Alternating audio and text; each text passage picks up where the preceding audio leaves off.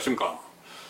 오늘은 최근 논란을 일으키고 있는 방송인 김재동 씨에 대해서 좀 알아보겠습니다. 김재동 씨, 어떻게 보면 많은 허상 이미지로 대중들에게 좀 각인되어 있는 측면이 있습니다.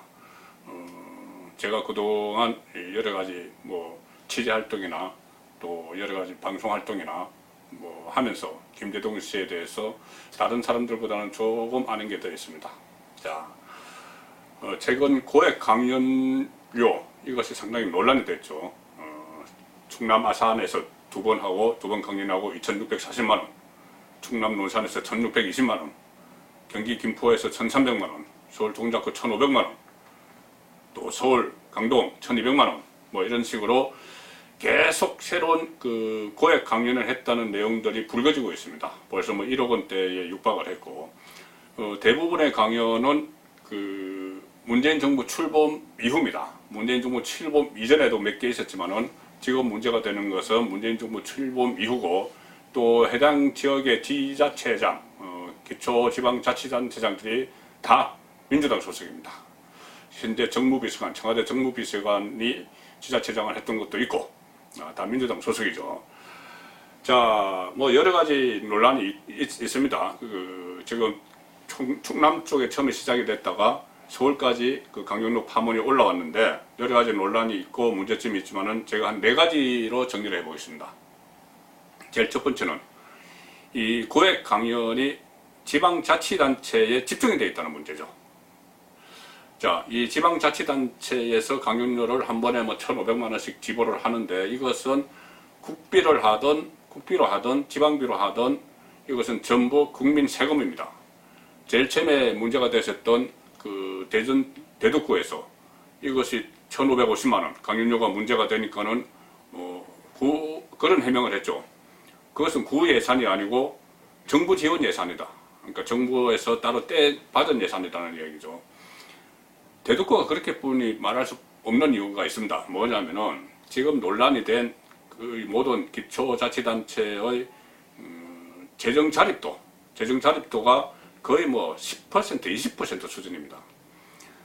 그 기초단체가 지출하는 돈, 공무원 월급도 그렇고 여러 가지 주민복지도 그렇고 돈을 조달하는 자체 자립도가 10%, 20%뿐이 안 된다는 거죠. 그러니까 다 국고의 지원을 받고 그렇게 또 빚을 내서 그렇게 꾸려나가는 재정 환경 속에서 주민들에 대한 이 복지는 엄두도 못 내는 그런 상황에서 김재동 씨에게 한 번에 1,500만 원씩 강연료를 주고, 그런 일이 지자체에 대해서 직접적으로 비판이 가해지니까는 우리가 낸 돈이 아니고 국비를 받아 쓴 거다. 국비 받아 쓴 것도 다 국민 세금입니다. 그리고 가령 이런 것을 일반 기업 같으면은 절대 엄두를 못 냅니다. 이렇게 고액 강연료를 주는 것이. 일단은 그런 고액 강연료를 줘서 거기서부터 얻는 것이 없기 때문이죠. 얻는 것이 많다면야 그렇게 기업체에서도 수지 타산을 따라서 할 수가 있겠죠. 사실 저도 김재동 씨를 강연에 초청하기 위해서 섭외를 해본 적이 있습니다. 회사 차원에서. 그때 요청한 강연료가 지금 논란이 된 그 수준의 강연료입니다. 그 수준을 달라고 했습니다. 그러니까 회사 입장에서는 그만큼 돈을 줘서 우리가 얻는 게 있고 정말 유익한 강연이 되고 하면은 하죠. 우리가 수강생들을 위해서 하죠. 그런데 그게 아니라고 판단을 했기 때문에 포기를 한 것이죠. 그리고 만약에 이것을 하게 되면은 이것이 일종의 강연료가 간행이 돼 버립니다. 간행이 돼서 다음에 다른 초청자를 초청을 해도 거기에 준하는 강연료를 줘야 되는 경우도 있고, 또 그것이 김재동 씨의 몸값이 돼 버리죠. 그런 상황에서 기업체에서는 그렇게 하기가 어렵죠. 근데 지자체는 당연합니다. 자기들 돈이 아니고 국민 세금이고, 또 하나는 지방자치단체장 인기 끌어놓고 김재동 같은 사람 불러서 대중성은 있죠. 인기 끌어놓고 본인이 임기 끝나고 나가면 그만입니다. 그렇기 때문에 지자체와 김재동 씨가 일종의 공생관계를 형성을 할 수 있었던 거죠. 세 번째 문제점. 두 번째 문제점입니다. 강연의 질입니다. 강연의 질, 수준. 제가 몇 가지 들어보니까는 김재동 씨 강연은 거의 입담에 의존하고 있습니다. 입담만 가지고 막 하는 그런 강연인데, 자, 경기도의 시장군수협의회가 주최를 해서 경기도 김포, 시흥, 안산에서 강연을 했습니다. 그 강연 주제가 뭐냐면은 지방분권입니다. 지방분권은 엄청난 전문성이 필요해야지 설명을 할 수가 있습니다. 단순히 지방분권, 뭐 국가균형발전 이런 문제가 아니고 지방재정분권 같은 문제, 재정까지 다 알아야 되고, 심지어 뭐 지방경찰제, 경찰자치제, 소방자치제 이런 전문성 있는 내용들을 갖고 있어야 되고 또 경험도 필요하고. 그런데 김재동 씨가 과연 무엇을 가지고 지방분권을 주제로 강연을 했을까? 아마 이 주제와는 상관없이 입담만 가시라고 갔겠죠. 과거에 뭐 문제가 됐던 내용이 있지 않습니까? 뭐 내가 군 시절에 보충력 군 시절에 뭐 부대장의 사모님을 아줌마라고 했다가 영창을 갔다 왔다. 뭐 이런 이야기. 그 나중에 그것도 뭐 그게 안 되다 했는데 하니까는 또 그렇게 이야기했죠. 뭐 웃자고 한 이야기를 죽자고 달려든다. 뭐 이런 식으로 입담만 가시하는 그런 그 장수 그런 강연을 1,500만 원이나 줬으면 이것은 지방자치단체 직무유기입니다. 그 다음에 세 번째, 김재동 씨가 방송과 강연에서 해왔던 말, 그리고 지금 본인의 최신, 지금까지 밝혀진 본인의 행동, 너무 다르죠. 가장 많이 지금 회자가 되고 있는 말이 그거죠. 김재동 씨가 한 말, 판사와 목수의 망치는 동등하게 대우받아야 한다. 무슨 말인지는 충분히 알겠습니다. 좀 가진 자와 가지지 않은 자 또는 직업에 기천이 없이 동등하게 대우를 받아야 된다. 옳은 말이죠. 그런데 그리고 또 판사 망치를 아마 판사 판결봉을 이야기하는 것 같은데 실제로 우리나라에서는 판사들 판결봉 안 쓴다고 합니다. 어쨌든 한 시간에 1,000만 원을 받는 김재동 씨의 입, 그리고 그 1000분의 1도 못 받는 알바생들, 이런 것을 생각을 하면은 좀 본인이 했던 말이 어떻게 젊은이들에게 슬퍼한 이런 말들이 나와는 상관없는 거다. 이 인식을 깔고 이런 말을 하는 거죠. 본인은 어떤 특권입니다. 한 시간에 1,000만 원 받을 수 있는. 그런데 버젓이 젊은이들 앞에서 야, 동등해야 된다. 목수의 뭐 망치와 판사의 망치는 동등해야 된다. 이렇게 이야기를 해왔고 본인은 실제로 그렇게 이렇게 많은 돈을 받아왔다면은 본인이 그냥 이것도 입담으로 그냥 한 말이죠. 기감이 되는 말은 아닙니다.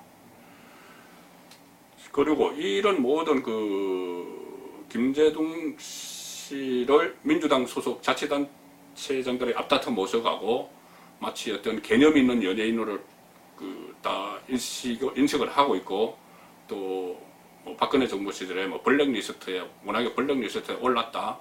뭐 이런 이야기들이 김재동 씨가 가지고 있는 이미지인데, 이것을 한번 보겠습니다. 그러니까 김재동 씨가 한 방송 프로그램에 출연해서 이명박 대통령이 자기를 탄압을 했다. 그렇지만 나는 굴하지 않았다. 그것을 마치 무용담처럼 이야기한 게 있습니다. SBS 그것이 알고 싶다라는 프로에 나갔었는데요. 김재동 씨 이렇게 이야기했습니다. 당시 이명박 정부 때인데 누군가가 본인을 찾아와서 아마 청와대를 이야기하는 것 같아요. 노무현 대통령 추도식에 안 가는 게 어떻겠냐. VIP 캐스도 걱정을 많이 하신다. 그래서 그러니까 김재동 씨가 VIP가 누구냐 이렇게 물었다. 그러니까는 뭐 다 알지 않느냐 이렇게 말하더라. 그래서 자신이 김재동 씨가 이렇게 이야기했답니다. 청와대에서 나왔다는 사람에게 가서 똑똑히 전해주라. 당신 임기는 4년이 남았지만 나는 임기는 평생이다. 연기자로서 임기는 평생이다. 누가 더 오래 가는지 보자. 누가 더 걱정해야 되는지 보자. 이렇게 이야기를 했다는 거죠. 그러니까 이명박 당시 대통령이 노무현 대통령 노제 참석 사회를 보지 말라고 설득하러 왔을 때 자기가 그렇게 이야기했다는 겁니다. 그러면서 본인이 그런 생각을 했다는 거죠. 이런 인간들한테 진짜 무릎 꿇지는 말자 이렇게 했다고 무용담으로 늘어났습니다. 그런데 일단은 과연 당시 현직 대통령이 전직 대통령의 그 추모식, 노제, 사회를 누가 보는지 그것까지 다 관심을 가지고 가서 뭐 김대중이 본다고 그러는데 못 보게 하라 그렇게 청결했겠습니까? 또 하나, 자, 김재동 씨가 원래는 대구에서 어떤 뭐 행사장의 사회를 보고 프로야구장의 그 구단 사회를 보고 그랬죠. 그러다가 뭐 차츰 전국적으로 이름이 알려졌는데 그 과정에는 여러 가지가 있지만은 어쨌든 결정적으로 대형 큰 무대에 서서 전 국민들 앞에서 생중계되는 가운데 이름을 알린 곳,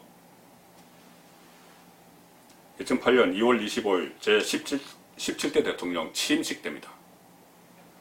취임식 식전 행사로 그 문화공연이 펼쳐졌는데 사회를 본 사람이 김재동입니다. 그때 17대 대통령 취임식을 한 사람은 이명박 대통령입니다. 그러니까 김재동 씨가 이명박 대통령이 자기에게 사람을 보내서 그 노제 가지 말라고 막 그렇게 하면서 아주 그런 이런 인간들한테 이렇게 표현까지 했죠. 그 이명박 전 대통령이 취임을 할 때 취임식 사회를 보면서 그때 당시 개그맨 김학도 씨, 또 최원정 아나운서 이렇게 함께 취임을 축하하면서 흥을 막 돋우고 이명박 전 대통령의 이명박 정부의 탄생을 축하하는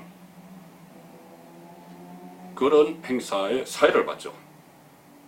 그것이 제가 잘못됐다는 이야기가 아니고 그런데도 그 이후에 노무현 전 대통령 노제 사회를 본 이후에 어떤 개념 있는 좌파, 진보 농객 이렇게 포장이 됐고 상당히 엄청난 불이익을 받았고 그래서 어떤 본인이 의인이 된 것처럼 포장이 된 그 측면을 말씀드리는 것이고요.